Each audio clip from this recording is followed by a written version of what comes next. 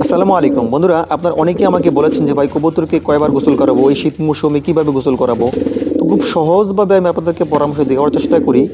এক cap Savlon নিয়ে 5 litre পানির সাথে মিক্স করে দিলাম। আমি কিন্তু প্রতি সপ্তাহে একদিন গোসল করাই, শীত হোক বা গরম হোক, এটা কোনো ব্যাপার না। তবে যেদিন গোসল করাবেন শীত মৌসুমে অবশ্যই ওই দিন রৌদ্র থাকতে হবে, রৌদ্র না থাকলে গোসল করাবেন না। তো আমি কিন্তু পানিটা মিক্স করে সামনেই রেখে দিয়েছি, ওদেরকে ঘর থেকে বের করলাম এবং খাবার দিলাম।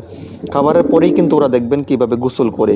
ওরা নিজের ইচ্ছা মতো অনায়াসে কিন্তু সবগুলো কবুতর গোসল করবে, কারণ সপ্তাহে একদিন গোসল করালে হয় কি, ওদের গায়ে যে পোকা টোকা ময়লা অথবা উকুন থাকে, যেগুলো আপনারা প্রায় সময় বলেন যে উকুন থাকে, এগুলো কিন্তু অটোমেটিকলি চলে যায়। বারবার যখন এই স্যাভলন দিয়ে গোসল করবেন উকুনগুলো এভাবে মরে যায়। দেখেন এখন কিন্তু খাবার শেষ, ওরা কিন্তু অনায়াস সবগুলা একসাথে গোসল করবে। তো আপনারাও চেষ্টা করবেন এভাবে প্রতিদিন এক সপ্তাহ গোসল করাতে, তাহলে আশা করি কবুতর বিভিন্ন রোগবালা থেকে ভালো থাকবে। দোয়া রইল সবার কবুতরের জন্য। আল্লাহ হাফেজ।